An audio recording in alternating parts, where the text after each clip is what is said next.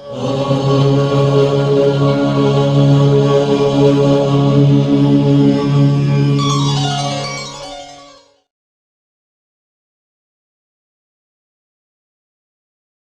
गुरु ब्रह्मा गुरु विष्णु गुरुदेव महेश्वर गुरु साक्षात् परम ब्रह्म तस्मै श्री गुरवे नमः।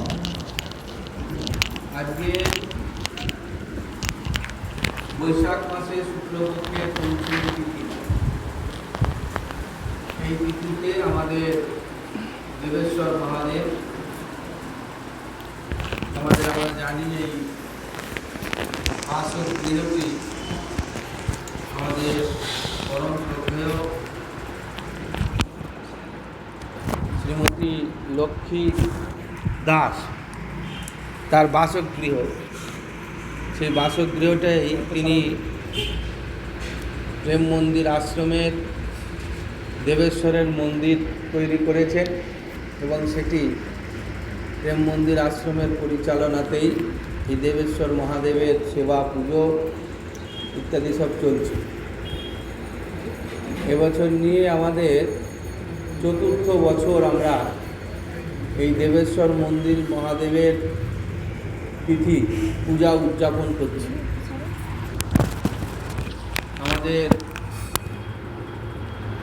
এই যে শিবলিঙ্গ প্রতিষ্ঠা হয়েছে সেটি আমাদের পরমারাধ্য গুরু মহারাজ, তার নামেই এই শিবের নামকরণ করা হয়েছে। সেই জন্যে শিবলিঙ্গের নাম হয়েছে দেবেশ্বর মহাদেব। এবং এই মন্দিরটি এতদ অঞ্চলে মানুষের কাছে যথেষ্ট আরাধ্য মন্দির হয়েছে। বহু মানুষ এই মন্দিরে আসেন সকাল থেকে সন্ধ্যা পর্যন্ত।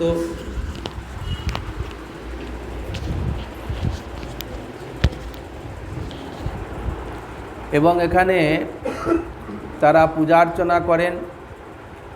মূলত মন্দির কেন্দ্রিক এই আশ্রমটি গড়ে উঠেছে এবং মহারাজজির আদেশ অনুসারে ভবিষ্যতে এটি মাতৃ আশ্রম রূপে পরিচিতি লাভ করবে, সেই হিসাবে তার পরিকল্পনা করা আছে। আজকের এই তিথিটি আরেকটি ব্যাপারে সারা বিশ্বে বিখ্যাত। সেটি হচ্ছে আদিগুরু ভগবৎপাদ শঙ্করাচার্যের শুভ আবির্ভাব তিথি। কেরলের কালাডি গ্রামে আজ থেকে প্রায় 2000 কোনো মতে 2531 বৎসর 31তম তার আবির্ভাব পালন করা হচ্ছে। সারা বিশ্বব্যাপী যত আশ্রম মঠ মন্দির আছে, বিশেষ করে দশনামী পরম্পরায় আদিগুরু শঙ্করাচার্যের পরম্পরায় সকলেই আজকের দিনটা তাদের আশ্রমে উৎসব, গুরু পূজন ইত্যাদির মাধ্যমে আজকের তিথিটি উদযাপন করছেন। আমরাও আজকে এই দিনটি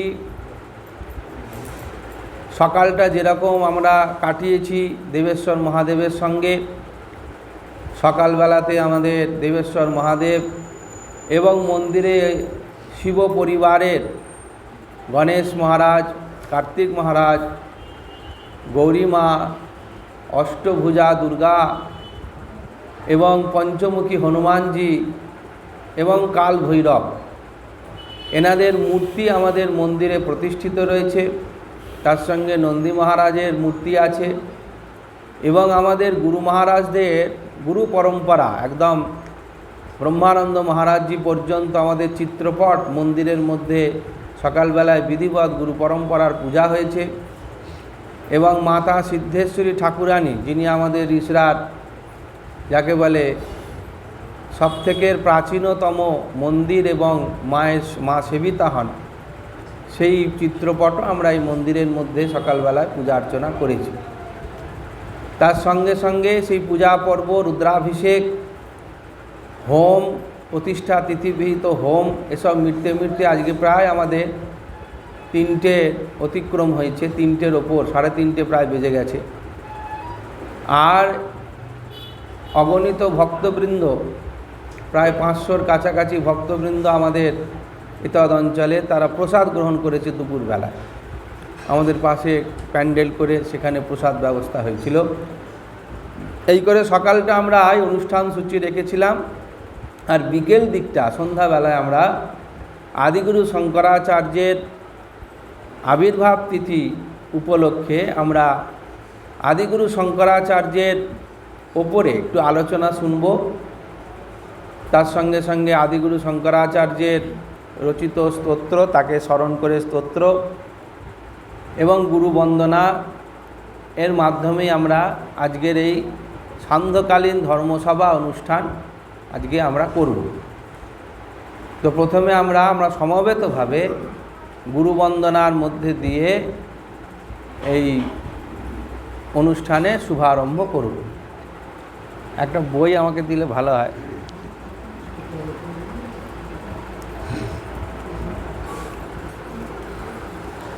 ভারত ভূমিতে অবতীর্ণ হন এবং সেই অবতীর্ণ হওয়াকে অবতার বলে।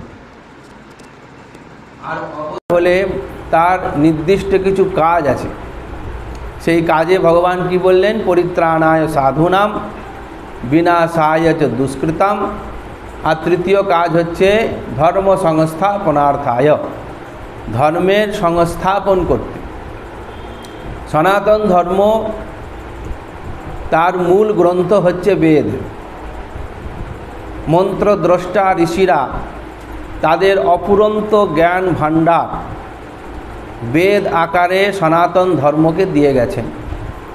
সনাতন ধর্মের দুটি ধারা, একটিকে বলা হয় কর্মকাণ্ড, একটিকে বলা হয় জ্ঞানকাণ্ড।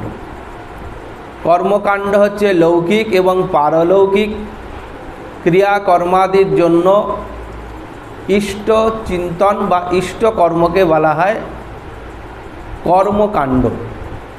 অর্থাৎ আমাদের জীবন কি করে সুখময় হবে, আমরা যতদিন শরীরে আছি কি করে আমরা সুখে স্বাচ্ছন্দ্যে অর্থ প্রতিপত্তি মান সম্মান এবং বংশরক্ষাজনিত যাবতীয় কর্মসূচি ধর্মের ভিত্তিতে আমরা কিভাবে পালন করব, তার জন্য সনাতন ধর্মে বেদ তার কর্মকাণ্ডে 16 প্রকারের সংস্কার বিধি দিয়ে গেছেন। এই 16 প্রকার সংস্কার বিধি গর্ভে সন্তান আসা থেকে একেবারে চিতায় অগ্নিপিণ্ড পর্যন্ত বা শ্রাদ্ধ পর্যন্ত এই ব্যবস্থা দেওয়া আছে। এই সনাতন ধর্মের একদম গর্ভাবস্থা, পুংসবন, গর্ভাধান, তারপরে সীমন্তোন্নয়ন, জাতকর্ম, এই রকম করে তারপরে তার নামকরণ, অন্নপ্রাশন, কর্ণবেদ, তারপরে বিদ্যারম্ভ, উপনয়ন, সমাবর্তন, বিবাহ, এই সমস্ত কিছু যা সনাতন ধর্মের ক্রিয়াকর্মাদির নিয়ম নীতি মন্ত্র বৈশিষ্ট্য, এই সব কিছু সনাতন ধর্মের বলা হয় কর্মকাণ্ডের মধ্যে পড়ে। আর মন্ত্রদ্রষ্টা ঋষিরা আর একটা দিক দিয়েছেন এবং সেইখানে আর একটা কথা কর্মকাণ্ডের মধ্যে আর একটা বিষয় পড়ে, সেটা হচ্ছে পারলৌকিক। অর্থাৎ ইহলৌকিক জগতে আমরা যতকাল জীবিত থাকার পরে আমাদের মৃত্যুর পরে সূক্ষ্ম শরীর আমাদের যে স্বর্গাদি বিষয়ে মন আকৃষ্ট হয় স্বর্গপ্রাপ্তির জন্য। বাংলায় আমরা একটা গল্প পড়েছি অভাগীর স্বর্গ, অর্থাৎ স্বর্গপ্রাপ্তি আমাদের সনাতন ধর্মের মৃত্যুর পরে সকলের ইচ্ছা। বিভিন্ন ধর্মে এ নিয়ে স্বর্গপ্রাপ্তির কথা বিভিন্ন ধর্মে বলা আছে, সব ধর্মেই প্রায় বলা আছে। এই স্বর্গের অত্যন্ত সুখময় একটা বিষয়, যেখানে স্বাচ্ছন্দ্যে আমরা স্বর্গবাস করতে পারি। এই স্বর্গবাস কামনার জন্যও আমাদের শ্রাদ্ধাদির কর্মেতেও কর্মকাণ্ড অনেক রকমের মন্ত্রের প্রয়োগ, দ্রব্য দান, প্রায়শ্চিত্ত কর্ম, এসবগুলো বলেছে, এই সমস্ত কিছু কর্মকাণ্ডের বিষয়। আর জ্ঞানকাণ্ড কি না, জ্ঞানকাণ্ড হচ্ছে যে আমাদের ভেতরে যে চৈতন্য বর্তমান রয়েছে, যাকে ঋষিরা একটা বাক্য বা একটা শব্দ দিয়ে তাকে বললেন যে চৈতন্য, সেই চৈতন্য যে অখণ্ড চৈতন্যের সঙ্গে যুক্ত, সেই পরমাত্মাই সর্বব্যাপী হয়ে রয়েছেন এবং জীবের জীবত্ব মোচন হলে, যতদিন সে জীব ভানে নিজেকে রাখে, বিচারের দ্বারা জীবত্ব মোচন হলে তার ব্রহ্মত্ব প্রাপ্ত হয়। জীবত্বে থাকাকে বলা হয়েছে অজ্ঞান, আর ব্রহ্মত্ব প্রাপ্তিকে বলা হয়েছে জ্ঞান। জ্ঞানকাণ্ড এটাই বলছেন, ওই জন্য নাম হয়েছে জ্ঞানকাণ্ড। যে জ্ঞান প্রাপ্তি হলে তার কী লাভ হবে না, তার আর জন্ম হবে না। 84 লক্ষ জন্মের কথা সনাতন ধর্মে বলেছে। অন্ডজ, শ্বেতজ, জরায়ুজ, উদ্ভিজ, এই 4 প্রকারের যে জন্ম 21 লক্ষ করে এক এক প্রকার একসঙ্গে করলে 84 লক্ষ হয়। এই 84 লক্ষের অন্তিম জন্ম মানব জন্ম। মানবই একমাত্র তার বিচার বুদ্ধির দ্বারা সেই জ্ঞান প্রাপ্ত হতে পারে, এবং সে জ্ঞান প্রাপ্ত হলে নস পুনরাবর্ততে, সে আর পৃথিবীতে বা জন্মতে ফিরে আসে না। জন্ম মৃত্যুর চক্র থেকে, সুখ দুঃখের চক্র থেকে সে চিরতরের জন্য আর সেই পরমাত্মায় বিলীন হয়ে যায়। কোনো জায়গায় চলে যায় না, কোনো জায়গায় আসেও না, বিলীন হয়ে যায়। বিলীনটা কীরকম? একটা ঘটির জলকে যদি গঙ্গাকে দাঁড়িয়ে গঙ্গায় মিশিয়ে দেন, যেরকম সেই ঘটি তার জলটার অস্তিত্ব হারিয়ে গঙ্গার সঙ্গে বিলীন হয়ে যায়, সেরকমভাবে সেই পরমাত্মার মধ্যে আমাদের মহারাজ এটাকে খুব সুন্দর বুঝিয়ে বলতেন যে দেখো, দুটো শব্দ আছে, একটা হচ্ছে জীব আত্মা আর একটা হচ্ছে পরমাত্মা। এর মধ্যে কমন শব্দ কোনটা? আত্মা হচ্ছে কমন শব্দ। জীবযুক্ত আত্মা জীবাত্মা, পরযুক্ত আত্মা পরমাত্মা। জীব যেদিন জীবত্ব সরিয়ে দেবে, সেদিন পর সেও সরে গিয়ে দুই আত্মার মিলন হয়ে গিয়ে সে সর্বভূতে বিচরণ করবে, অর্থাৎ সেই বিলীন হয়ে যাবে।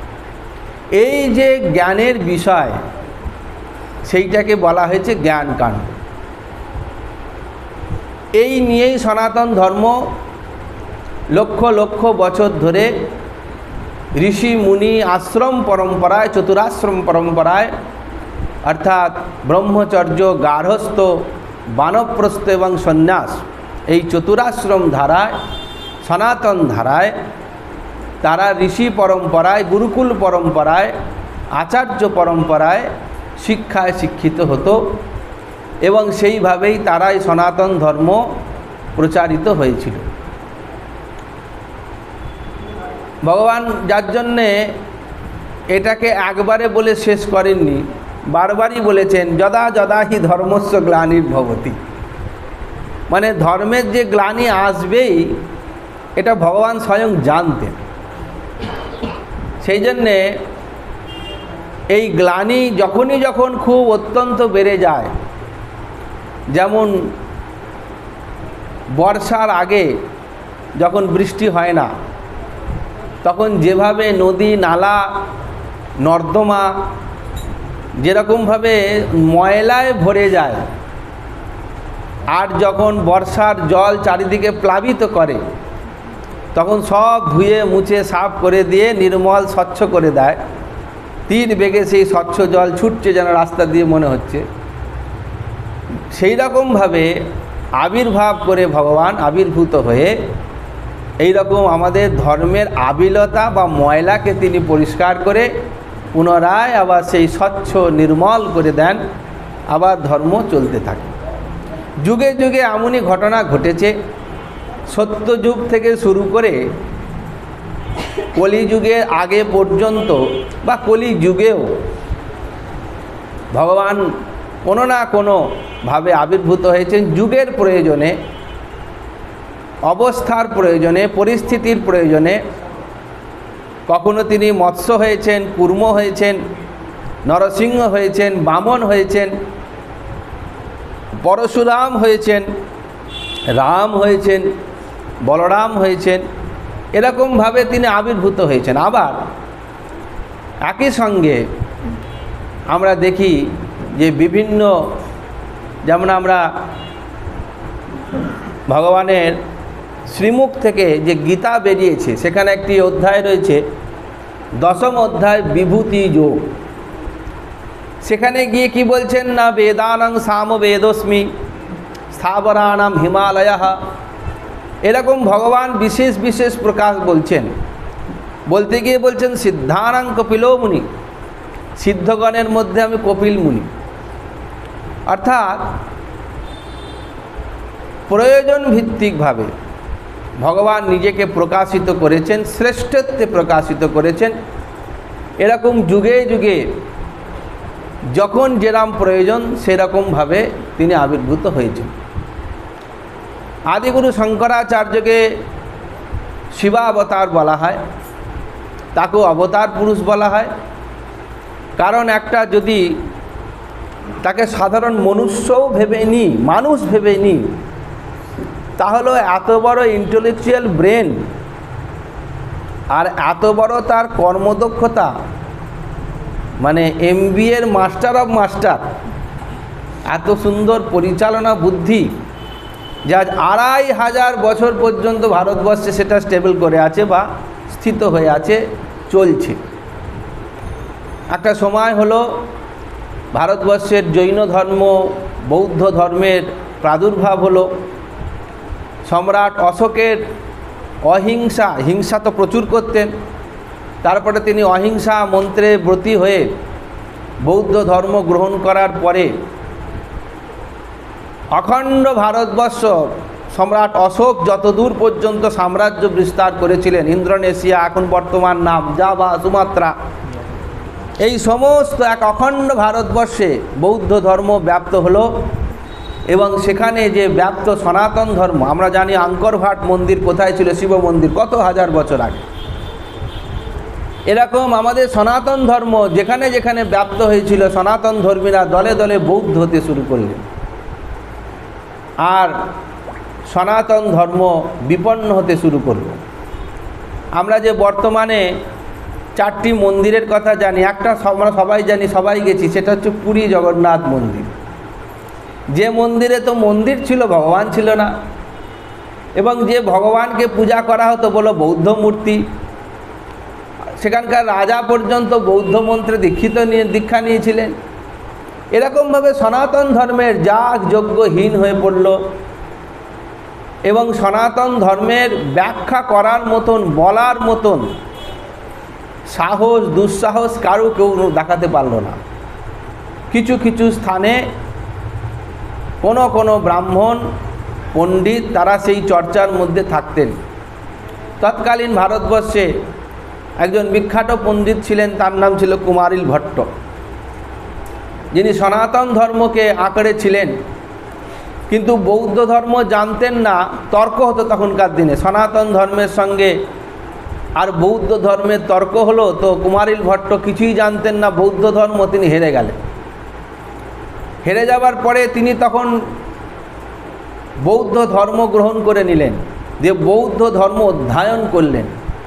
অধ্যয়ন করার পরে তাকে যার থেকে দীক্ষা নিয়েছিলেন, একদিন তার সঙ্গে আবার তর্কে বসলেন, বসে তাকে তিনি তর্কে পরাস্ত করে দিলেন। ফলস্বরূপ তাকে পাহাড় থেকে ওপরে ছুঁড়ে ফেলে দেওয়া হলো, একটা চোখ তার ঠিকরে বেরিয়ে চলে এলো। তারপরে তিনি আবার সনাতন ধর্মে ফিরলেন, কিন্তু তার একটা সনাতন ধর্মী তো তার একটা অনুশোচনা হলো যে গুরুকে পরাস্ত করা হয়েছে, তাতে বিজয় প্রাপ্ত হয় না, গুরুকে কোনোদিন পরাস্ত করা যায় না। এই ধৃষ্টতা বা এর প্রায়শ্চিত্তের জন্য তিনি তুষানলে নিজেকে আত্মাহুতি দিলেন। যখন আত্মাহুতি দিচ্ছেন, তুষানলে বসেছেন, তখন জগৎগুরু শঙ্করাচার্য সেখানে গিয়ে পৌঁছেছেন, বললেন আমি আপনার সঙ্গে কিছু কথা বলতে চাই। বলে আমাকে আর বলে লাভ নেই, আমার শিষ্যের সঙ্গে বলবেন। সেই শিষ্য হচ্ছেন মণ্ডন মিশ্র। তৎকালীন ভারতবর্ষে আমাদের যা ধর্ম জিজ্ঞাসা আছে, আমাদের এই 6টি দর্শনের মধ্যে একটি দর্শন পরে পূর্ব মীমাংসা, মীমাংসা শাস্ত্র। এই তার তৎকালীন ভারতবর্ষের সবথেকে বড় পণ্ডিত ছিলেন মণ্ডন মিশ্র, কুমারী ভট্টের পরে। তার সঙ্গে তর্কযুদ্ধে পরাস্ত করে তিনি জ্ঞানকে প্রতিষ্ঠা করলেন। এই রকমভাবে একটা বাচ্চা ছেলে যে 3 বছর বয়স থেকে বেদাদি অধ্যয়ন করলেন, 5 বছর বয়স পরে তিনি যা পড়েছেন অগাধ বেদ, বেদ সমুদ্র, অষ্টাদশ পুরাণ, রামায়ণ, মহাভারত এর মতন বড় বড় গ্রন্থ, আরও কিছু তৎকালীন কাব্যগ্রন্থ, ব্যাকরণ 5 বছর বয়স থেকে পড়াতে শুরু করেছে। 2 বছরের মধ্যে তার অধ্যয়ন কমপ্লিট হয়ে গেছে। 5 বছর বয়স থেকে পড়াতে শুরু করেছেন। 8 বছর যখন বয়স, তখন তার কুষ্ঠিতে লেখা ছিল মৃত্যুযোগ। মৃত্যু এসে উপস্থিত হলো। পরবর্তীকালে আমাদের শতরূপা এগুলোকে টাচ করবে, খালি টাচ করে একটা জায়গায় গিয়ে শেষ করি, যে সেখানে মৃত্যুযোগ যখন এলো তখন মা তাকে বললেন যে, তখন শঙ্কর সে জলের মধ্যে কুমির তাকে পা টানছে, বলছেন মা আমার মৃত্যুকাল উপস্থিত, তুমি আমাকে সন্ন্যাসের অনুমতি দিয়ে দাও। মা আর কিছু দিক বিদিক শূন্য হয়ে গেল, মৃত্যু মুখে ছেলে পতিত হয়েছে। তিনি বলেন হ্যাঁ বাবা বলে মূর্ছা গেলেন, আর সঙ্গে সঙ্গে সেই কুমিরটা ছেড়ে দিয়ে চলে গেল। তিনি যেহেতু সন্ন্যাস জলে দাঁড়িয়ে সংকল্প করেছিলেন সন্ন্যাসী যাবেন, 8 বছর বয়সে তিনি সন্ন্যাসী হলেন। তারপরে তার আর একটা মৃত্যুযোগ হলো 16 বছর বয়স। এই 16 বছরের মধ্যে তার যা কিছু লেখালেখি রচনা, আজ যেগুলো MA আরও হায়ার স্টাডিতে PhDতে পড়ানো হয়, সাধু সন্তরাও যেগুলো পড়াশোনা করেন এবং সংস্কৃত সাহিত্যে পড়ানো হয়, বেদান্ত শাস্ত্র, সব তার লেখালেখি হয়ে গেল। 11খানা উপনিষদের ভাষ্য, ব্রহ্মসূত্রের ভাষ্য, এরকম অনেক জটিল থেকে জটিল বিষয়গুলো তিনি জ্ঞান কাণ্ডের আধারে তাকে ভাষ্য করে 16 বছর বয়সে আবার তার মৃত্যুযোগ এলো। তখন ব্যাসদেবের কৃপায় তিনি আরও 16 বছর পরমায়ু পেলেন। এই বাকি 16টা বছরে তিনি সারা ভারতবর্ষে পরিভ্রমণ করে বৌদ্ধ ধর্মকে পরাস্ত করে পুনরায় সেইখানে সনাতন ধর্ম প্রতিষ্ঠা করলেন। বদ্রীনারায়ণে গেছেন, সেখানে গিয়ে দেখছেন মন্দির তো ভাঙাচোরা রয়েছে কিন্তু ঠাকুর নেই, বলে এখানে একটা বুদ্ধ মূর্তি ছিল। তিনি ধ্যানে জানলেন না এখানে নারায়ণ মূর্তি ছিল।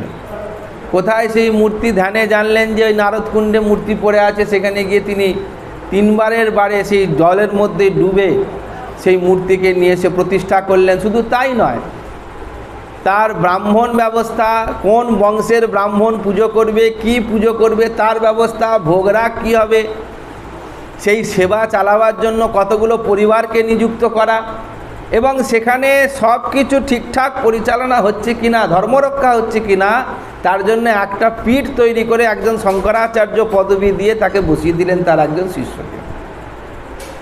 এরকম 4 প্রান্তে 4টি মঠ প্রতিষ্ঠা করে, পুরীতে সেরকম একই ঘটনা, চিল্কাতে উনি এসে সেই জগন্নাথের ব্রহ্মবস্তুকে খুঁজে পেলেন। তারপরে যেরাম স্বপ্নে মূর্তি পেলেন সেরকমভাবেই অবয়ব মূর্তি তৈরি করে জগন্নাথ মন্দিরে তারপর সনাতন ধর্মের কবলে তাকে রক্ষা করলেন বা তাকে পুনঃপ্রতিষ্ঠা করলেন। এরকম দ্বারকার মন্দির সবই আমাদের সনাতন ধর্মের ধারা পুরো বিলুপ্ত হয়ে গেছে। সেইখান থেকে আদিগুরু শঙ্করাচার্য বাকি মাত্র 32 বছর শরীরে ছিলেন। সেই মহান ব্যক্তি, তার আজকে পূর্ণ আবির্ভাব তিথি, আর তার সুদৃঢ় ভিত্তি ওপর দাঁড়িয়ে আজকে আমরা সনাতন ধর্মে এখনও পর্যন্ত বাড়িতে শাঁখ বাজাতে পারছি। যদিও তারপরও আমরা প্রায় 1000 বছর ভারতবর্ষ পরাধীন, ধর্মীয়ভাবে আমরা পরাধীন হয়েছিলাম। আমরা এমনি শুধু পরাধীন নয়, ধর্মীয়ভাবেও পরাধীন ছিলাম। তো সব কিছু অতিক্রম করে এখনও পর্যন্ত কোনো কোনো বাড়িতে, সব বাড়িতে বাজে না এখন আর, কোনো কোনো বাড়িতে সন্ধ্যেবেলায় শাঁখটা বাজে, সব বাড়িতে নেই, কোনো কোনো বাড়িতে এখনও তুলসী গাছ কিছু কিছু আছে। সব বাড়িতে না থাকলেও বাড়িতে বছরে একটা সত্যনারায়ণ পুজো কোনো কোনো বাড়িতে হয়। আর গায়ত্রী জপ তো বাড়ির ছেলেপুলেরা আজকাল বন্ধই করে দিয়েছে, বইতে নিয়ে গায়ত্রী জপ করে না। কিন্তু সনাতন ধর্মের ধারা অনুযায়ী এখনো পর্যন্ত আমাদের যে রয়েছি, এই আদিগুরু শঙ্করাচার্য না হলে এটা সম্ভব ছিল না। সেই জন্য আজকে আমরা তার স্মরণ মরণ সভা করব। একটা ছোট্ট ঘটনা বলি, সেই ঘটনা বলে আমি একটা স্তোত্র পাঠ করব, তারপর আমাদের শতরূপা আজকে আমাদের শঙ্করাচার্যের ওপরে একটু আলোচনা করবে। একটা ছোট্ট ঘটনা, আদিগুরু শঙ্করাচার্যর একটা শিষ্য ছিলেন যে তার সেবা করতেন, কাপড় কেচে দেওয়া, চানের জায়গা, জল এনে দেওয়া, খাবার তৈরি করে দেওয়া। তার নাম ছিল গিরি। সেই গিরি শঙ্করাচার্যের সেবা করতেন। একদিন গিরি গেছে শঙ্করাচার্যের কাপড় কাচতে, আর প্রধান প্রধান যারা শিষ্য, সুরেশ্বরাচার্য, পদ্মপাদাচার্য, বড় বড় তখনকার দিনে দিগ্বিজয় পণ্ডিত, তারা ওনার শিষ্যত্ব নিয়েছেন। আলোচনা সভা হবে, আচার্যদেব পড়াবেন। তো উনি পড়াতে তো বসেছেন, কিন্তু পড়া শুরু করছেন না। শিষ্যরা সব ইতস্তত করছেন, কি ব্যাপার হলো, আজ গুরুদেব চুপচাপ বসে আছেন। তখন একজন সাহস করে প্রশ্ন করেই বলে যে গুরুদেব, তাহলে কি পড়া শুরু হবে, পাঠ শুরু হবে? আজকে এইখান থেকে পাঠ হবার কথা। বলেন দাঁড়াও, গিরি এখনও আসেনি। বলে গিরি কি করবে? গিরি কোনো দিন পড়ায় পাঠে বসে? সে তো এইদিকে ওদিকে কাজকর্ম করে, তো সে আর কি পড়াশোনা করতে পারে? সে পড়াশোনা কোনো দিন করেই নি। বলে না না, তবু গিরি আসুক, শোনে তো। মানে কত বড় গুরু কৃপাময় হয় দেখুন, যে খালি যে বই নিয়ে সামনে বসে পড়ে তারাই যে শ্রেষ্ঠ পদবাচ্য তা কিন্তু নয়। চলতে ফিরতে যারা শোনে, গুরুদেবের নজর তাদের ওপরও থাকে। আমার গুরু মহারাজকে তাই দেখেছি, যে অনেকেই বই নিয়ে বসে পড়েন, কিন্তু অনেকেই চলতে ফিরতে শোনেন। একদিন এরকম মহারাজ পড়াচ্ছেন, আমি তখন খুবই ছোট আশ্রমে। মহারাজ পড়াতেন, বই নিয়ে সবাই পড়তেন, আর আমি ওই রান্নাঘরের সামনে থেকে বা ঘর থেকে বেরিয়ে কিছু একটা কানে গেল, তো নিজের মনে এরকম আওড়াতে আওড়াতে সিঁড়ি দিয়ে নামছি। মহারাজ দেখি পেছন পেছন দরজা দাঁড়িয়ে দেখছেন। তা আমি ওটা আওড়াচ্ছি, তখন মহারাজ ডেকে বললেন, তুমি কি বলছো? বলে না, আমি কিছু বলিনি। বলে আবার বলো একবার। বলে এটা কালকে পড়াচ্ছিলাম, সেটা শুনে বলছো? মানে শুনলেও যে তার ভেতরে একটা পড়ার কোনো বিষয় যায়। তো এইরকমভাবে বলতেন, যে ওই জন্য মহারাজ একটা কথা বলতেন, যে আশ্রমে এক জায়গায় পড়া হয় ঠিকই, কিন্তু এখানে আকাশ বাতাস সর্বত্র সেই শব্দগুলো ঘুরে বেড়ায়, এই মন্ত্রগুলো, এই ভাইব্রেশনটা ঘুরে বেড়ায়। এখানে যার জন্যে কেউ যদি এসে এমনি বসেও থাকে, তাহলে পরেও তার যা উপকার হবার হয়ে যায়। তো সেরকম গিরি অনেকক্ষণ পরে এসেছেন। আসার পরে গিরিকে বলছেন, গিরি আমি তোমার জন্য অপেক্ষা করছি, তুমি আমাকে একটা স্তোত্র শোনাও। গিরি তখন কি বলে ভেবে পাচ্ছে না, কেন সে তো পড়াশোনা বিধিবৎ করেনি। তখন হাত জোর করে বললেন, গুরুদেব আপনি যখন আজ্ঞা করছেন তখন আমি বলি, আপনার শক্তিতেই বলি। বলে তখন একটা স্তোত্র পাঠ করেছিলেন। সেই স্তোত্রটা প্রথম একটা অভিনব ছন্দে পাঠ করেছিলেন। অভিনব ছন্দ, মানে স্তোত্রটাকে ছন্দ থাকে, অনুষ্টুপ ছন্দ, ত্রিষ্টুপ ছন্দ, এরকম ছন্দ থাকে। একটা নতুনভাবে সুর করে সেই স্তোত্রটা তিনি পাঠ করেছিলেন গুরুদেবের উদ্দেশ্যে। আর তখন তাকে তিনি দীক্ষা দিয়ে তার নাম দিয়েছিলেন ত্রটকাচার্য। ত্রটকাচার্য কেন না, ওই ছন্দটার নামকরণ দিলেন আদিগুরু শঙ্করাচার্য, ত্রটক বলে এই ছন্দটার নাম দিলেন। আর যেহেতু ওই ছন্দটা, তারপরে তাকে তিনি শিষ্যত্ব করেছিলেন, সবথেকে ছোট ছিলেন ত্রটকাচার্য বয়সে। তো সেই স্তোত্রটার নাম হলো ত্রটকাষ্টকম, ছন্দটার নাম হলো ত্রটক ছন্দ। যে বলল তার নাম ত্রটকাচার্য, মানে ত্রটকাচার্যের বলা, ত্রটক ছন্দে বলা, আর স্তোত্রটার নামও দিয়েছে ত্রটকাষ্টকম। তো সেইটা আমি একটু পাঠ করি, করে আজকে আদিগুরু শঙ্করাচার্যের শ্রীচরণ কমলে এই স্তোত্র পাঠের মধ্যে দিয়ে আমি তাকে শ্রদ্ধা জানাই। অষ্টকম মানে 8টা স্ট্যাঞ্জার থাকে। विदिताखिलशास्त्रसुधा जलधे महितोपनिषत्कथितार्थनिधे हृदये कलये विमलं चरणं भवशङ्करदेशिक मे शरणम् करुणावरुणालय पालय मां भवसागरदुःखविदूनहृदं रचयाखिलदर्शनतत्त्वविदां भवशङ्करदेशिक मे शरणम् भवता जनता सुहिता भविता निजबोध विचारण चारुमते कलयेश्वर बीज विवेकविदं भवशङ्करदेशिक मे शरणम् भव एव भवानिति मे नितरां समजायत चेतसि कौतिकिता मम वारय मोहमहाजलधिं भवशङ्करदेशिक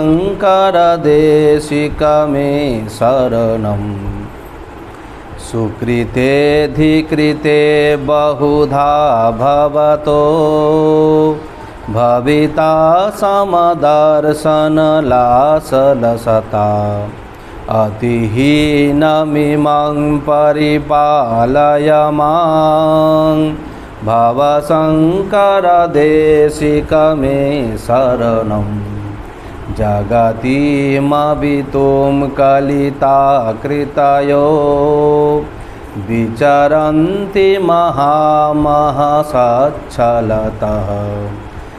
अहिमांसु विरात्र विभासि पुरो भवशङ्करदेशिक मे शरणम् गुरुपुङ्गवपुङ्गवकेतनते समतामयतां नहि कोऽपि सुधी शरणागतवत्सलतत्त्वनिधे भवशङ्करदेशिक मे शरणम् विदिता न मया विशदैककला न च किञ्चन काञ्चनमस्ति गुरो द्रुतमेव विधेहि कृपां सहजां भवशङ्करदेशिक मे शरणम् इति श्री जगद्गुरु श्रीमद् शंकराचार्य शिष्य तोटकाचार्य विरचित তোটক ছন্দ। ওই তোটক ছন্দে তোটকাচার্যের লেখা তোটকাষ্টকম, তিনটে একই। হ্যাঁ, তা আজকে আমরা শ্রী জগদ্গুরু শঙ্করাচার্যের চরণে প্রণিপাত জানিয়ে আমার প্রারম্ভিক কথা শেষ করলাম। এবার আমাদের শতরূপা কোথায় গেল? এবারে শতরূপা আদিগুরু শঙ্করাচার্যের ওপরে আজকেও ওর আর একটা আবার বলা আছে অনলাইন। এখন পৌনে 8টা, 20-25 মিনিট পর।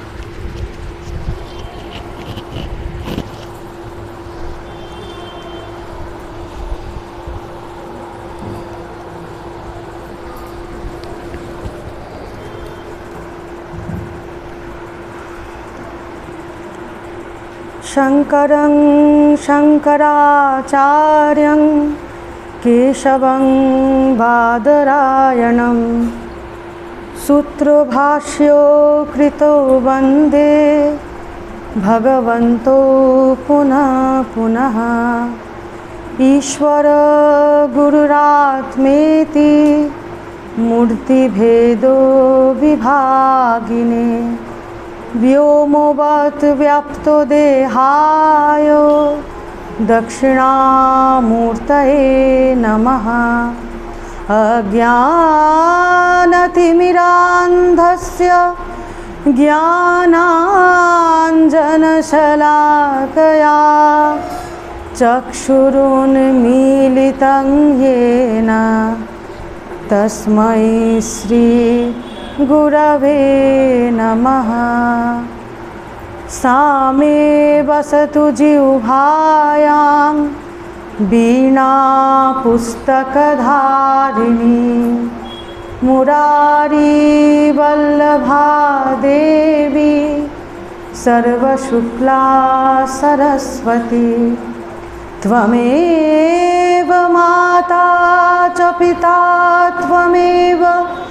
त्वमेव बन्धुश्च सखा त्वमेव विद्या द्रविणं त्वमेव सर्वं मम देवदेव।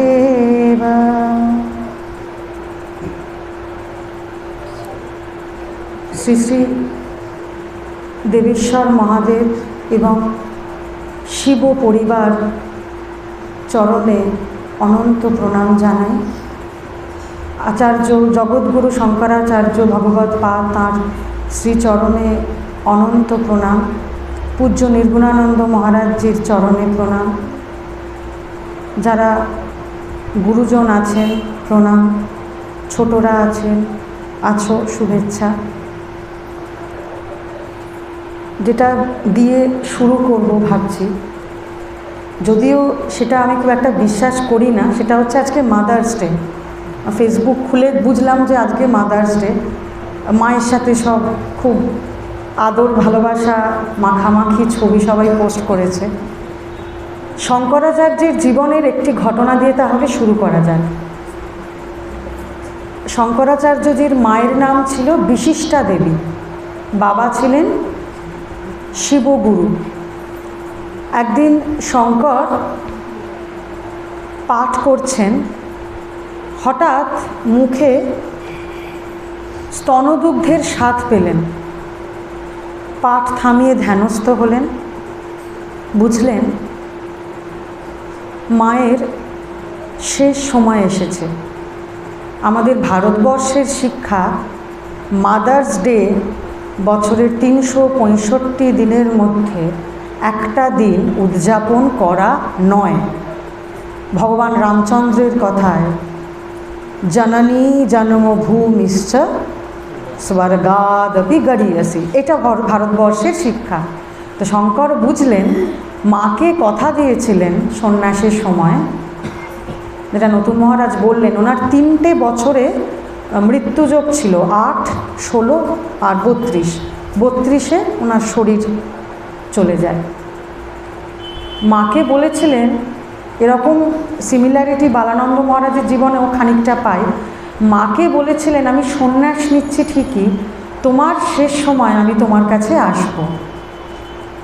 সন্ন্যাসী যদিও সর্বত্যাগী, কিন্তু ওই যে জননী জন্মভূমিশ্চ স্বর্গাদপি গরীয়সি, সুতরাং আসতেই হবে। শোনা যায় উনি আকাশ পথে মায়ের কাছে এসেছিলেন এবং খুব দুর্ভাগ্য, ওনার আত্মীয় স্বজন ভেবেছিল ছেলেটা সন্ন্যাস নিয়ে আবার এসেছে, মানে বোধহয় সম্পত্তির লোভে এসেছে। ভাবা যায়, যার আমরা নতুন মহারাজ কত বছর বললেন, 2000 বছরের ওপর যার সাক্ষাৎ শিবাবতার, যার জন্মজয়ন্তী পালন করছি, তার মায়ের অন্ত্যেষ্টিক্রিয়া হচ্ছে, কোনো আত্মীয়, কোনো পরিজন, কোনো গ্রামবাসী অগ্নিভিক্ষাও দেননি, মানে আগুন দিয়েও সাহায্য করেনি। ভেবেছে ছেলে সম্পত্তি নিতে এসেছে। কাজে আমাদের বিপদের দিনে কেউ পাশে না দাঁড়ালে দুঃখ পাবো না। শঙ্করের জীবনে চরম হয়ে গেছে। উনি সন্ন্যাসী হয়েও কাঠে কাঠে আগুন জেলে মায়ের মৃতদেহ। এর আগে একটা ব্যাপার আছে, ওনার মায়ের ইষ্ট ছিলেন নারায়ণ। শেষ সময় উনি তো স্বয়ং শিবাবতার ছিলেন। মা বলেছিলেন যে আমি আমার ইষ্টের দর্শন পেতে চাই। শঙ্করের প্রার্থনায় মা বিশিষ্টা দেবী শেষ সময় নারায়ণের দর্শন পান এবং প্রাণত্যাগ করেন। মায়ের মৃতদেহ কোলে নিয়ে কাঠে কাঠে আগুন প্রজ্বলিত করে শঙ্কর মায়ের অন্ত্যেষ্টিক্রিয়া সম্পন্ন করেন, যে অগ্নিত্যাগী সন্ন্যাসী সর্বকালের সর্বযুগের সর্বশ্রেষ্ঠ সন্ন্যাসী।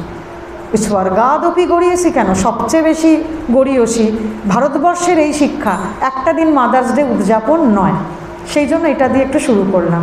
কাজে এইটা আমাদের শিক্ষা, আমরা এই রকম ভাবটা নেওয়ার চেষ্টা করব। নতুন মহারাজ যেটা বলে শুরু করেছেন আমারও ওটাই বলার ইচ্ছা। তার আগে একটা কথা বলি, আসার সময় গুরু মহারাজের থেকে অফিসিয়াল একটা আমরা অনুমতিও পেয়ে গেলাম। এই বইটা পুনর্মুদ্রণ হচ্ছে এবং সম্ভবত দুর্গাপুজোর মধ্যে, গুরু পূর্ণিমায়ও হয়তো হবে না, চেষ্টা করব, অন্তত দুর্গাপুজোর মধ্যে এই বইটা ফুরিয়ে গেছে। আমরা জানতাম এই বইটা সম্ভবত 2007 সালে গুরু মহারাজের যখন মেজর অ্যাটাক হয় হার্টে, উনি যে বিশ্রামের যে পিরিয়ডটা ছিল ওনার, জানুয়ারিতে ওনার হয়, ফেব্রুয়ারি, মার্চ, এপ্রিল, ওই সময়কালের মধ্যে মহারাজ বিশ্রাম থাকাকালীন এই বইটা রচনা করেছেন। সারা বাংলায়, সারা ভারতবর্ষে এত সুললিত আচার্য শঙ্করের বাংলা জীবনী নেই বললেই চলে। কাজে আমরা তার আশীর্বাদ আজকে নিয়ে এসেছি। আসার সময় বেশ ঘাড় নেড়ে খুব ভালো রেসপন্স করলেন যে এই বইটা আবার ছাপা হবে, বলে এসেছি, হাতে নিলেন, নিয়ে অনেকক্ষণ তাকিয়ে কিছু বলার চেষ্টা করলেন। এই উৎসর্গের পাতাটা দেখলেন, হাত টাত বুলিয়ে বুঝলাম তিনি অনুমতি দিলেন। এবার আমরা অফিসিয়ালি এটা কাজ করতে শুরু করব, প্রুফ দেখা ইত্যাদি। খুব সুন্দর রেসপন্স করেছেন আজকে এটার কথায়। 1000 কপি বিক্রি হয়ে গেছে। হ্যাঁ, এবারে আমরা আবার দুর্গাপুজোর মধ্যে আমরা সবাই বইটা আবার পেয়ে যাব, কারণ অনেকে অলরেডি বলেছে। যেটা উনি শুরু করেছেন সেটাই বলবো, সময় কম। জীবনী বলা মানে ধৃষ্টতা, আমি যোগ্যও নই। মহারাজ আমাদের যেটুকু আলোকপাত করেছিলেন এই গ্রন্থে এবং বারবার প্রেম প্রবাহের আর্টিকেলগুলোয়, সেটা হচ্ছে ওনার অবদান। 3-4 রকমের ওনার অবদান আছে, সেটা একটু টাচ করব। ছোট্ট করে পটভূমি বলে দিই, উনি বলেছেন তাও আমাদের যে স্বরদর্শন কি হয়, হিন্দু ধর্মের সবচেয়ে বড় বৈশিষ্ট্য যেটা ইসলাম বা খ্রিস্টান এই যে মতগুলোর থেকে আলাদা করেছে, সেটা হচ্ছে সংস্কারক বারবার এসেছেন, রিফর্মার, যেটা অন্য মত পথে পাওয়া যায় না। যখন শঙ্কর এসছেন তার একটা উনি বলেছেন যে পরিত্রাণায় সাধুনাং বিনাশায় চতুষ্কৃতাম, এটা শুধু অবতার পুরুষের জন্য নয়, অবতার কল্প মহাপুরুষ তাদের ক্ষেত্রেও প্রযোজ্য। শঙ্কর যখন এসছেন তখন এই যে স্বরদর্শন, বৈশেষিক, ন্যায়, সাংখ্য, যোগ, পূর্বমীমাংসা, উত্তর মীমাংসা, এই স্বরদর্শনের যারা অনুযায়ী তাদের মধ্যে মতান্তর ভালো, মনান্তর ভালো নয়। হিন্দু ধর্ম সবসময় তর্ককে, পরিপ্রশ্নকে মান্যতা দিয়েছেন, কিন্তু সেটা নিয়ে যদি মারামারির পর্যায়ে চলে যায়, হিংসার পর্যায়ে চলে যায়, মহারাজ এখানে একটা শব্দ ব্যবহার করেছেন, স্পর্ধার জায়গায় চলে যায়, সেটা উচিত না। এছাড়া কর্মকাণ্ড, উপাসনাকাণ্ড, জ্ঞানকাণ্ড, এই তিনের যারা অনুযায়ী তাদের মধ্যেও চরম মতবিরোধ।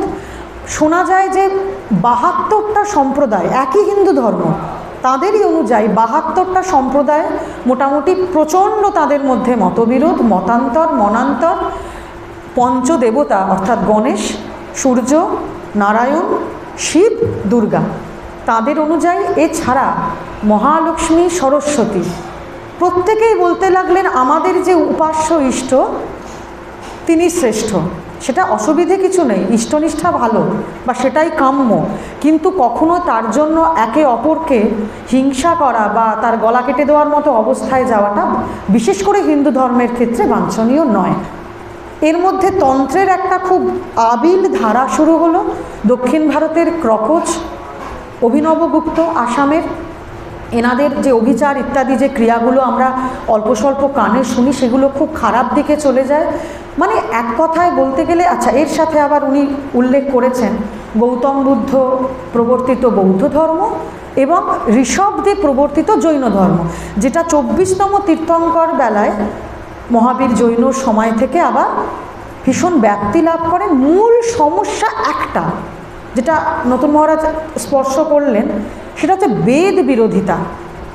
আমাদের সমস্ত যে সনাতন ধর্ম শাস্ত্র, ভারতবর্ষ বলা যায় যে স্থাপিত আছে, যেমন আমরা এই এখন বসে আছি, আধার কি এই মেঝেটা, এই সনাতন ধর্ম অধিষ্ঠান ভূমি হচ্ছেন বেদ।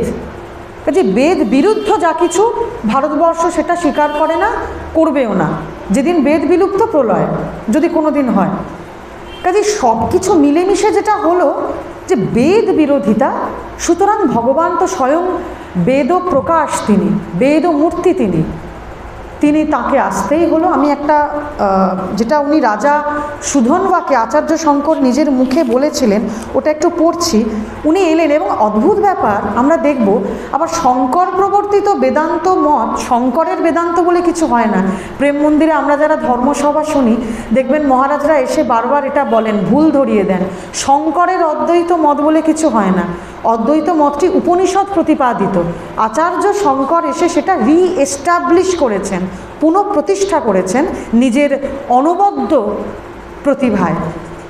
আবার সেই মত যখন একটু আবিল হতে আরম্ভ করলো, চৈতন্য মহাপ্রভু এলেন, আদিজ চণ্ডালে প্রেম বিতরণ করলেন। যখন ব্রাহ্মণ্য ধর্ম একটা আবিলতার দিকে গেল, আবার তার যখন আবার সেই বৈষ্ণব ধর্ম আবিলতা প্রাপ্তর দিকে যাচ্ছে, আ হোস্ট অফ স্টার্স, তারকার সমাবেশ ঘটল ভারতের অধ্যাত্ম আকাশে।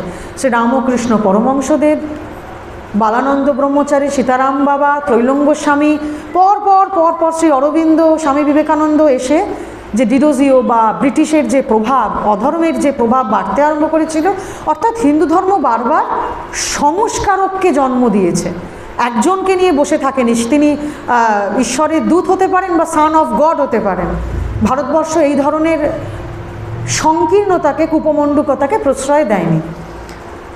আর রাজা সুধন্যার প্রার্থনায় আচার্য শঙ্কর নিজের মুখে আত্মপরিচয় দিয়েছেন। ঠাকুর বলেছিলেন না কথামৃতে যে সার্জেন্ট সাহেবের মুখে লণ্ঠনটা ধরে বলতে হয়, সাহেব তোমার মুখ দেখাও। তিনি যদি নিজের মুখে লণ্ঠন ধরেন তবেই আমরা তাকে চিনতে পারি, নইলে কেউ বলবে রাম দশরথ কা বেটা, আর কেউ বলবে রাম ঘাট ঘাট মে লেটা। তাই তো রাজা বলে রাজা রামকে চিনেছিলেন 12 জন ঋষি, আজও তার নামে নিন্দা হচ্ছে, আর সবচেয়ে বেশি নিন্দা তো হয়েছে ভগবান কৃষ্ণের নামে। কাজে তিনি যদি কৃপা করে না চেনান, ওই নতুন মহারাজ আমাদের অনেক সময় বলেন, মহিমা তব গোচর শুদ্ধ মনে, গুরুদেব দয়া করো দীন জনে। গুরুকে কে চিনবে? তিনি চেনালে তো চিনব। তো শঙ্কর নিজেকে চেনাচ্ছেন। কৃতে বিশ্বগুরুর ব্রহ্মা, ত্রেতায়াং ঋষি সত্তমাহ, দ্বাপরে ব্যাস এব স্যাৎ কলাবত্র ভাবাম্যহম অহং ভাবামি। আমি আসি, কখন আসি, কিভাবে আসি? সত্যযুগে আমি ব্রহ্মা, এই রূপে বিশ্বগুরু। ত্রেতায়াং ঋষি সত্তমাহ, নামটা বলা হয়নি, কিন্তু ত্রেতা যুগে উনি এসেছেন বশিষ্ঠ রূপে। দ্বাপরে ব্যাস এব, ব্যাসদেব রূপে। আর কলাবত্র ভবামি অহং, আমি কলিযুগে আমি এসেছি, নিজেই নিজের পরিচয় দিয়ে দিলেন। এছাড়া জীবনী বলার কোনো প্রয়োজন নেই, মহারাজ বলেছেন। ছোট্ট করে একটু বলি, বাবা মায়ের সংস্কার না হলে তো ছেলে হয় না। সেই সংস্কার বাবা শিবগুরু এবং মাতা বিশিষ্টা দেবীর যখন অনেক দিন সন্তান হয়নি, ওনারা তপস্যা করছেন, 1 বছর শেষ হবে এইরকম সময় বাবা শিবগুরু ভগবান আশুতোষের স্বপ্ন পেয়েছিলেন। 2টো অপশান দেওয়া হয়েছিল ওনার বাবাকে। 1,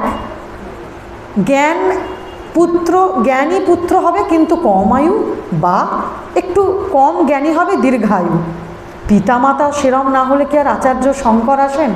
বাবা বলেছিলেন না, স্বল্পায়ু হোক কিন্তু পুত্র যেন জ্ঞানী হয়, তার জ্ঞানের আলো যেন যুগে যুগান্তরে আমাদের পথ দেখায়। কারণ বাবা মা এই সব মহাপুরুষ বা অবতারকল্প মহাপুরুষের বাবা মারা কখনো সংকীর্ণ দৃষ্টি সম্পন্ন হন না। তিনি জানেন আমার ছেলে নয়, আমার ছেলে বিশ্বগুরু হবে। কাজে যুগ আসবে, সেই জন্য ঠিক আছে স্বল্পায়ু হোক, জ্ঞানী হোক। বাবার ইচ্ছা ছিল 5 বছরে ছেলের উপনয়ন হবে, কিন্তু বিধাতার ইচ্ছাকে খণ্ডাতে পারে। শঙ্করের 5 বছর বয়সের আগেই বাবার শরীর ত্যাগ হয়, কিন্তু মা বিশিষ্টা দেবী মনে রেখেছিলেন যে বাবার এটা ইচ্ছা ছিল। তখনকার দিনে স্বামী স্ত্রী সম্পর্ক তো সেই মহারাজ বলতেন না, যাজ্ঞবল্ক মৈত্রেয়ী হও তোমরা, যারা মা বাবারা আসতেন, ঋষি পত্নী তো বাবার ইচ্ছাকে সম্মান করে ওইটুকু পুচকি ছেলে বা 5 বছরের, তাকে কিন্তু মা বিশিষ্টা দেবী উপনয়ন দিলেন। এবং যেটা উনি বললেন মহারাজ, যে উপনয়নের 2 বছর পরে, মানে 2 বছরের মধ্যে উনি 5 বছরেই গুরুগৃহে যান, 12 বছরের অধ্যয়ন শাস্ত্র উনি 2 বছরে শেষ করেন। শিবাবতার তো 32 বছরের স্প্যান অফ লাইফ, তো 8-এ মৃত্যুযোগ ছিল, 16-ই ছিল, 32-এ ছিল, তো যদি 32টাই ধরা হয়, 7 বছরে সব শাস্ত্র শেষ। এবং জীবনীকার বলছেন যে 8ম বয়স থেকে, এটা আমরা বালানন্দ মহারাজের জীবনেও পাই, যে 9 বছরে অ্যারাউন্ড 9 যে পৈতে হবার পর থেকে, ওই যে ঠাকুর বললেন না, হলদে পাখি ঘরে থাকে না, মাকে ভীষণ ভালোবাসতেন আচার্য শঙ্কর, বালানন্দ ব্রহ্মচারী ছোট্ট পীতাম্বর, মাকে ছাড়া কিছু চিনতেন না, কিন্তু মহারাজ ওই ত্রয়ম্বকং যজামহে সুগন্ধিং পুষ্টিবর্ধনম মন্ত্র মানে করতে গিয়ে বলেছিলেন, ডলি জেঠিমা ছেলেও মনে করতে পারবে, যে গাছে যখন ফল পাকে, গাছের সাধ্য নেই সে ফলকে ধরে রাখবে, আবার পাকা না হতে হতে ফলকে নিয়ে যদি কেউ টানা হেঁচড়া করে, সে ফলটা কি বলি আমরা আমাদের ভাষায়, দরকাচা মেরে যায়। কাজেই যখন কারুর প্রব্রাজ্যার সময় হয়, ফল যখন পাকবে, গাছের ক্ষমতা নেই সেই ফলকে ধরে রাখার, যতই গাছ তাকে ভালোবাসুক না কেন, আঁকড়ে ধরুক না কেন।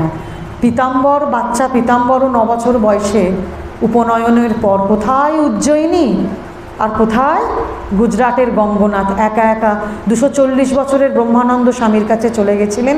শঙ্করও কিন্তু, যদিও এই গুরু গোবিন্দপাদাচার্য নন, বিদ্যাগুরু, সেই গুরুগৃহে 2 বছর মধ্যে 12 বছরের শিক্ষা শেষ করেন। 8 বছর বয়স থেকে প্রচণ্ড বৈরাগ্য ওনার মধ্যে জাগ্রত হয়, এবং মহারাজ যেটা বললেন, উনি সেই সময় থেকে শাস্ত্রার্থ করতে আরম্ভ করেন।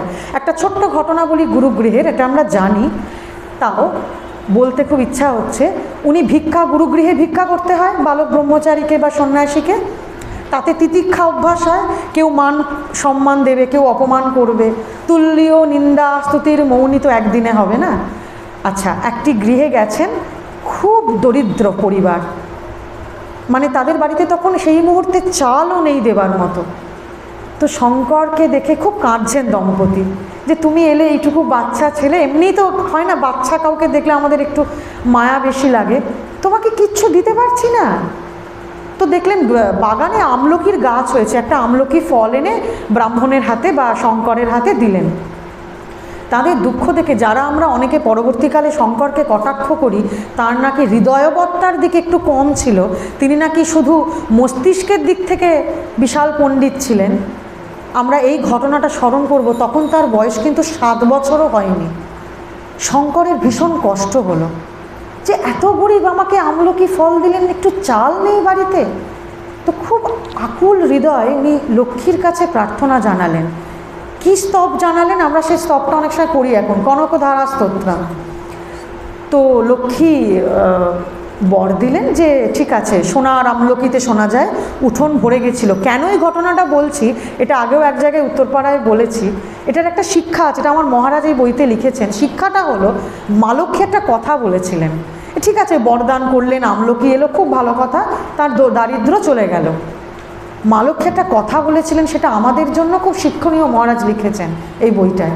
মা লক্ষ্মী বলেছিলেন, দেখো তুমি স্তব করছো ঠিক আছে, আমি বরদানও করব, সাক্ষাৎ শিব প্রার্থনা করছেন, কিন্তু এরা এমন কিছু সুকর্ম আগের জন্মে করেনি যে এ জন্মে তাদের অর্থ আসবে।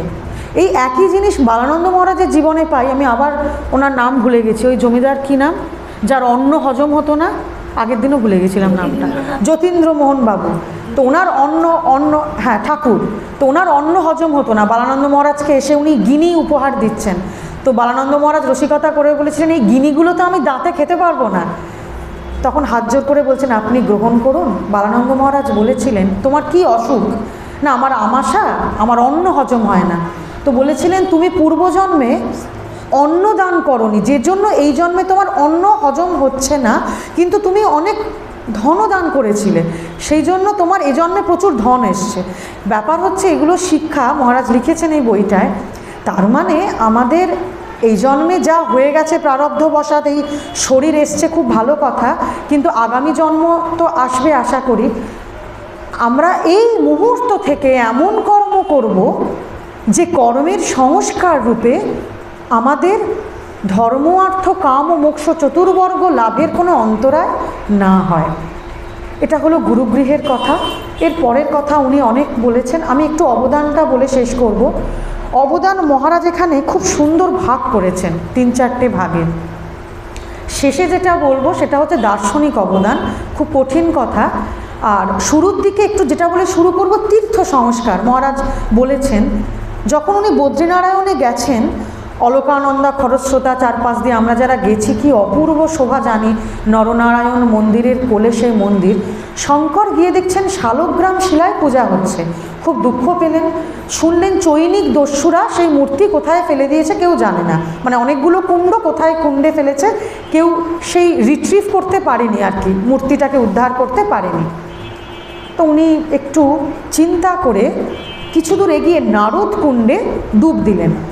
প্রথমবার ডুব দিলেন, উঠলেন চতুর্ভুজ নারায়ণের মূর্তি নিয়ে, দেখলেন ডান হাতের কয়েকটা আঙুল ভাঙা। তো দেখলেন ভগ্ন বিগ্রহ, পূজা হবে না। উনি অলকানন্দায় ভাসিয়ে দিলেন। আবার দ্বিতীয়বার নারদ কুণ্ডে ডুব দিলেন, আবার উঠলেন, আবার সেই মূর্তি চতুর্ভুজ নারায়ণ, ডান হাতের কয়েকটা আঙুল ভাঙা, আবার ভাসিয়ে দিলেন অলকানন্দায়। তৃতীয়বার আবার ডুব দিলেন নারদ কুণ্ডে, আবার উঠলেন, দেখলেন সেই একই চতুর্ভুজ নারায়ণ মূর্তি, ডান হাতের কয়েকটা আঙুল ভাঙা। এইবার কিন্তু দৈববাণী হলো, কলিযুগে এই ভগ্ন বিগ্রহই পূজা হবে, তুমি দ্বিধা করো না। তো উনি বিধিবৎ, মহারাজ যেরম বললেন, বিধিবৎ প্রতিষ্ঠা করে তারপরে তো উনি অনুশাসন দিলেন কিভাবে কারা পূজা করতে পারে ইত্যাদি।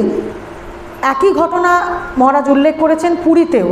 পুরীতে গিয়েও দেখেছিলেন যে রত্নপেটিকার, যে আমরা এখন আমাদের যে জগন্নাথ দেবের মানে কনসেপ্ট, জগন্নাথ দেবের দারু বিগ্রহ, তার মধ্যে রত্নপেটিকা, উনি দেখলেন সেই একই ব্যাপার, শালগ্রামে পূজা হচ্ছে।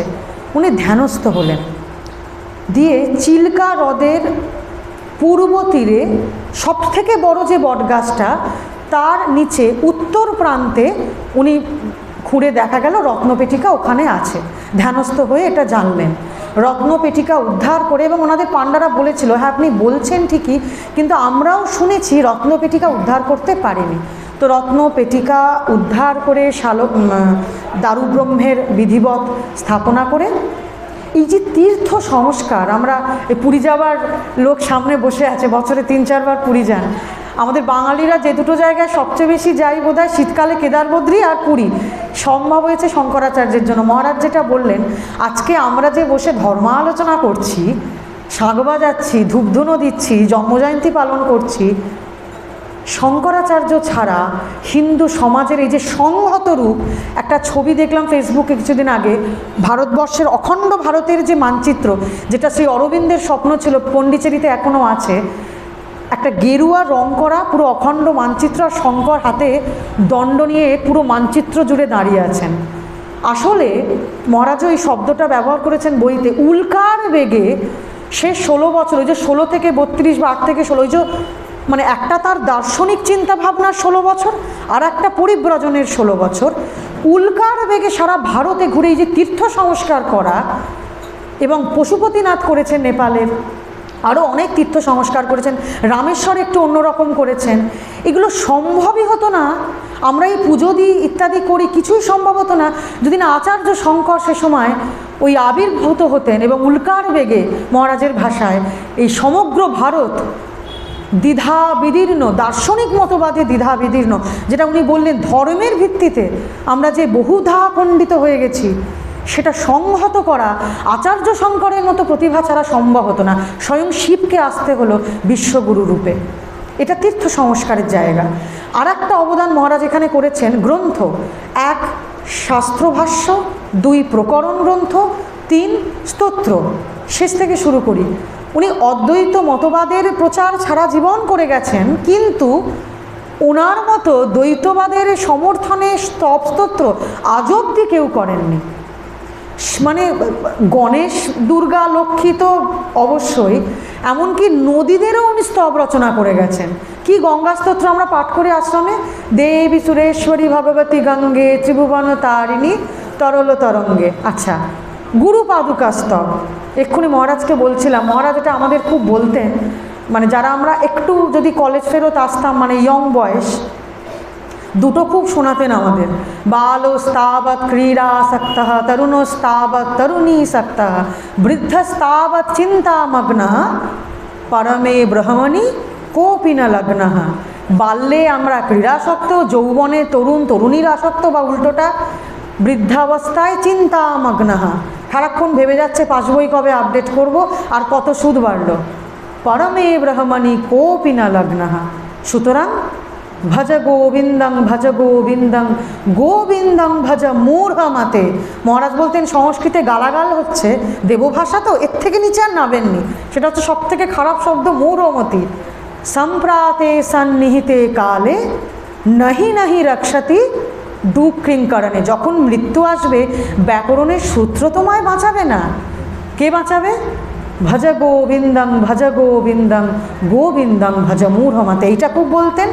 আর একটা বলতেন, আমার পুরোটা মনে নেই, তোমার প্রচুর রূপ, তোমার প্রচুর বিদ্যা, তোমার প্রচুর ধন, তোমার জাগতিক ঐশ্বর্যে তুমি পূর্ণ, তাতে কি হলো? জুরুনা যদি না তুমি সেটা গুরোরঙ্গমি পদ্মে মনশ্চেন্ন লগ্নম ততঃ কিম ততঃ কিম ততঃ কিম ততঃ কিম।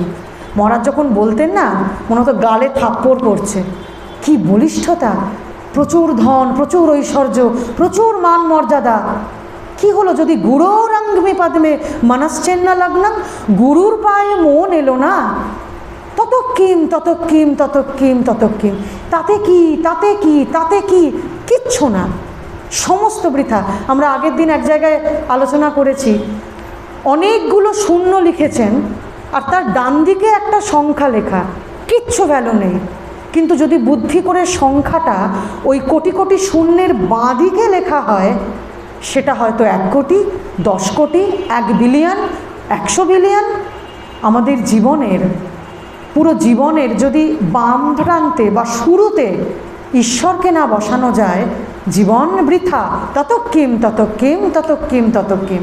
কিন্তু অধিকাংশ ক্ষেত্রে কি হয়, ধর্ম দিয়ে শুরু, মোক্ষ দিয়ে শেষ হয় না, ওই মধ্যের কাম আর অর্থটা প্রিডমিনেন্ট হয়ে যায়, যার জন্য শূন্যের ডান দিকে সংখ্যাটা লেখা হয়ে গিয়ে সব বিয়োগ হয়ে গেল।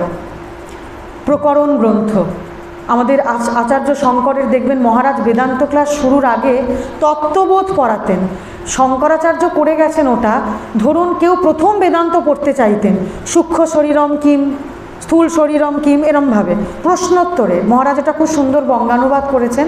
আপনারা যারা অনলাইনে শুনছেন বা যারা এখানে এখনও গ্রন্থ পাননি, আমাদের আশ্রম থেকে পেতে পারেন। প্রকরণ গ্রন্থ মানে মূল শাস্ত্রে ঢোকার আগের যে গ্রন্থগুলো আমাদের সাহায্য করে সেই মূল তত্ত্বে পৌঁছানোর জন্য। অজস্র প্রকরণ গ্রন্থ, মহারাজ এখানে একটা লম্বা লিস্ট করেছেন, সেটাও শঙ্করের করা। স্তবস্তোত্র হলো, প্রকরণ গ্রন্থ হলো, মহারাজ বলেছেন।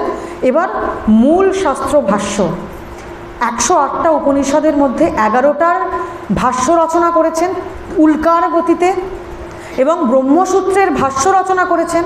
আমাদের মহারাজ পড়িয়েছিলেন কিছুটা, শুরুতে মনে আছে অধ্যাস ভাষ্য বিখ্যাত, মহারাজ 2-3টে ক্লাসে শুধু ওইটুকু অধ্যাস ভাষ্য পড়িয়েছিলেন। এবং ব্যাসদেব স্বয়ং এসে, আজকালকার ভাষায় বলা যায় সেটা সার্টিফাই করেছিলেন যে শঙ্কর যে ভাষ্য করেছেন সেটাই সর্বোৎকৃষ্ট, কারণ ব্রহ্মসূত্র ব্যাসদেবের রচনা। তাহলে এটা হলো গ্রন্থর দিকে অবদান, এর আগে তীর্থ সংস্কার অবদান। আর একটা অবদান আমি এটা দেখে বলবো, শিষ্য সম্পদ। কেন মহারাজ এটা লিখেছেন, সুরেশ্বরাচার্য যার পূর্বাশ্রমের নাম ছিল মণ্ডন মিশ্র, পদ্মপাদাচার্য যার পূর্বের নাম ছিল সনন্দন, হস্তামলাকাচার্য যার আগের নাম ছিল পৃথ্বীধরাচার্য, আর তোটকাচার্য যার কথা মহারাজ বলেছেন গিরি নাম ছিল। উনি সন্ন্যাসের পর ওই তোটক ছন্দের ওনার মধ্যে দিয়ে উনি যখন কাপড় কাচ্ছেন, মহারাজ বললেন যে ওনার হঠাৎ কাপড় কাচতে কাচতে মনে হলো গুরু ওনাকে প্রচণ্ড ভীষণ কৃপা করছেন। ভগবান গীতায় বললেন না, জ্ঞান ও দীপেন ভাস্বতা, গুরু তো এখানে থাকেন, সব জ্ঞান আমাদের এখানে থাকে। উনি দেখছেন কাপড় কাচতে কাচতে যে গুরু মনে হচ্ছে ওনাকে খুব আশীর্বাদ করছেন, আর ওনার ভেতরে সমস্ত জ্ঞানের স্ফুরণ হচ্ছে, এবং সেটা ছন্দবদ্ধভাবে মানে পরা পশ্যন্তি মধ্যমা বৈখরি, বাকের চারটি অবস্থা ওই বৈখরি বাকরূপে বেরোবার চেষ্টা করছে। সেটাই অভিনব তোটক ছন্দে ওই ভবশঙ্কর দেশিকমে শরণম, যেটা উনি পাঠ করলেন, ওই ছন্দে নির্গত হলো। অবদানের শ্রেষ্ঠ অবদান যদি বলা যায়, চার প্রান্তে চারটি মঠ, পশ্চিম ভারতে দ্বারকাতে সারদা মঠ, তালব্য, তার দেবতা সিদ্ধেশ্বর, দেবী ভদ্রকালী, বেদ সামবেদ, মহাবাক্য তত্ত্বমসি, তুমি সেই। প্রথম আচার্য ছিলেন হস্তামলাকাচার্য। পূর্ব ভারতে জগন্নাথপুরীতে গোবর্ধন মঠ স্থাপন করলেন। দেখব ভারতের চারটে প্রান্তে চারটে মঠ। উনি বললেন একটা খুব সুন্দর, MBA, PhD ইত্যাদি, মানে সংহত করবেন, তার প্রসেসটা দেখুন। অখণ্ড ভারত যদি কল্পনা করেন, চার প্রান্তে চারটে মঠ। পূর্ব ভারতে জগন্নাথপুরীতে গোবর্ধন মঠ, দেবতা জগন্নাথ, দেবী বিমলা, বেদ হলো ঋগ্বেদ, মহাবাক্য প্রজ্ঞানং ব্রহ্ম, প্রথম আচার্য ছিলেন পদ্মপাদাচার্য। উত্তর ভারতে আমরা সবাই গেছি যোশী মঠ। আমাদের যে পরম্পরা, মহারাজ বললে ভালো হতো ওনার মুখে নিজের, আমাদের তো আনন্দনামা ব্রহ্মচারী, মানে আমার গুরু মহারাজের নামের শেষে দেখবেন আনন্দ আছেন, উনি নির্গুণানন্দ, অর্থাৎ ব্রহ্মচর্যের যে পরম্পরাটা আনন্দনামা। আমাদের যে আনন্দনামা ব্রহ্মচারী পরম্পরাভুক্ত আমরা, তার মূল কিন্তু উত্তর ভারতে যোশী মঠ। মঠের দেবতা নারায়ণ, দেবী পূর্ণাগিরি, অয়মাত্মা ব্রহ্ম, মহাবাক্য, বেদ হচ্ছেন অথর্ববেদ এবং ব্রহ্মচারীর নাম আনন্দ। আচ্ছা, আর রামেশ্বর ক্ষেত্রে হচ্ছে দক্ষিণে শৃঙ্গেরিতে অহং ব্রহ্মাস্মি, মহাবাক্য, যজুর্বেদ হচ্ছেন প্রথম, আর আমাদের প্রধান বেদ হচ্ছেন অথর্ব। আর দক্ষিণের প্রথম আচার্য ছিলেন সুরেশ্বরাচার্য। উনি এই যে অখণ্ড ধর্মপাশে বাঁধলেন ভারতকে, দশনামী সন্ন্যাসী সম্প্রদায়, আমাদের চৈতন্যদেব, রামকৃষ্ণ পরমহংসদেব সব কিন্তু এই দশনামীর মধ্যে। তীর্থ, আশ্রম, বন, অরণ্য, গিরি, পর্বত, সাগর, পুরী, সরস্বতী, ভারতী, এই দশনামা সম্প্রদায়। সকলের এগুলো জানা দরকার, ওই জন্য দেখে দেখে পড়লাম। এই পুরী সম্প্রদায়ভুক্ত ঠাকুর এবং চৈতন্যদেব। এবং একটা আমরা দ্বারকা শঙ্করাচার্যকে এখন দেখছি যে আমাদের এক এক সময় প্রশ্ন জাগে, আমারও জেগেছিল যে এত ঘোরেন কেন? খালি দেখছি আজ আমাদের এখান থেকে গিয়েই বোধহয় গুজরাটে গেলেন, তারপর আবার আরেক জায়গায়। উনি যে মঠাম নায়ও করে গেছেন এবং মঠানুশাসনম করে গেছেন আচার্য শঙ্কর, মানে শুধু মঠ করে চলে এসছেন তা নয়, মঠ কি করে চলবে, মঠের আচার্যর নিয়মাবলী কি পুজো করবেন, দিন থেকে রাত কি তার চর্যা হবে, সব লিখে দিয়েছেন, আমনায় এবং অনুশাসন। একটা খুব সুন্দর মহারাজ এখানে রেফার করেছেন, আমার ভালো লেগেছে, আমি একটু বলি। এত ঘোরেন কেন এনারা চাতুর্মাস্য ছাড়া? ওই 4টে মাস শুধু এক জায়গায় বসে এনারা শাস্ত্রার্থ করেন। বলছেন যে তারা সব সময় নিজ নিজ ধর্মাচরণে যুক্ত হবেন, যারা শঙ্করাচার্য হবেন, অন্যথায় তাদের শাসন করা হবে। বলছেন প্রযুক্তব্যা স্বধর্মেষু শাসনীয়াস তথন্যথা কুর্বন্তু এব সতত মটনং ধরণী তলে। তারা সবসময় আলস্য ত্যাগ করে পরিভ্রমণ করবে, নইলে ধর্মপ্রচার হবে না। বলে না যে সাধু রামতা, এটা মহারাজও বলতেন, বড় গুরু মহারাজ, রামতা সাধু বাহাতা পানি, যদি এরকম না হয় নইলে মলিনতা জন্মায়। যেটা বলে শেষ করব, বেশি বলবো না, কারণ এটা আমি বলার খুব একটা যোগ্যও নই। একটু বলি দার্শনিক অবদান। মহারাজ এটা শিখিয়েছিলেন, উনি বলেছিলেন যে শ্লোকার্ধেন প্রবক্ষ্যামি যদুক্তম শাস্ত্রকোটিভিঃ। বলছেন কোটি কোটি শাস্ত্র গ্রন্থে যা বলা হয়েছে সেটা আমি অর্ধ শ্লোকে বলে দিচ্ছি, পুরো শ্লোকও নেব না। কোটি কোটি গ্রন্থটাকে আমি তো শিবাবতার শঙ্কর, আমি অর্ধ শ্লোকে বলে দিচ্ছি।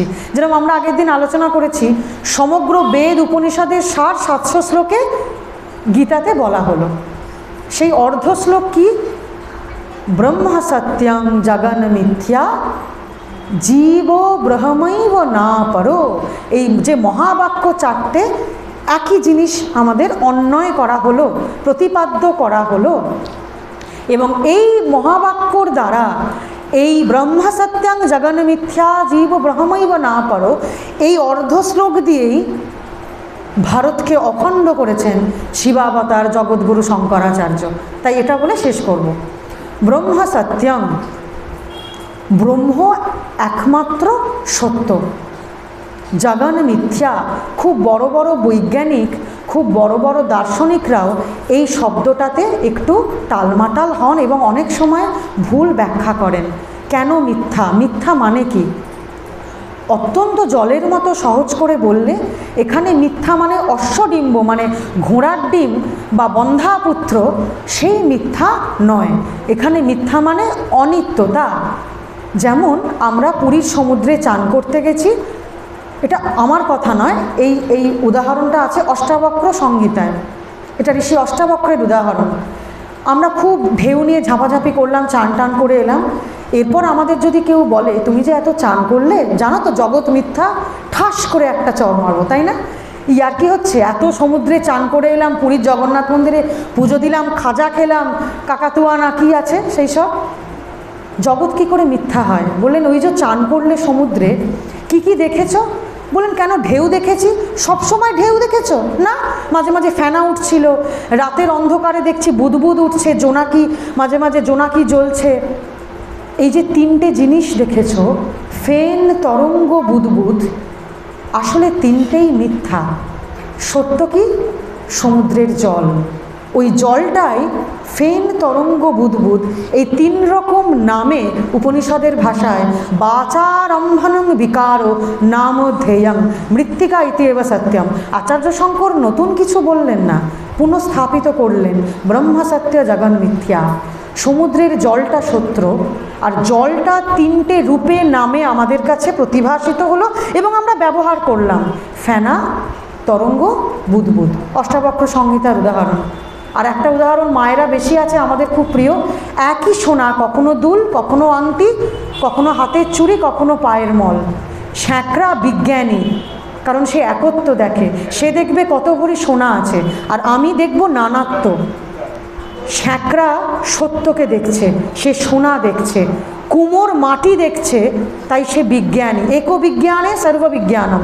আর আমরা মিথ্যা দেখি, আমরা দুল দেখি, হাড় দেখি, আমরা হাঁড়ি দেখি, কলসি দেখি, গ্লাস দেখি, কিন্তু সত্য দৃষ্টি যখন আমরা সোনা দেখব, বাকি সব বাচারম্ভনং বিকারো।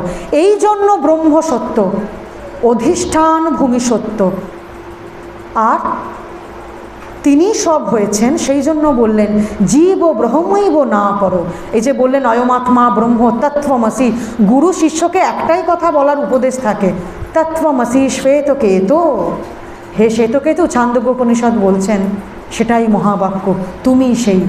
সুতরাং এই অর্ধশ্লোক নিয়ে আমরা আজকে মন্থন করতে করতে বাড়ি ফিরব। ব্রহ্ম সত্য জগন মিথ্যা জীব ব্রহ্মৈব না পরো। নমস্কার, জয় গুরু।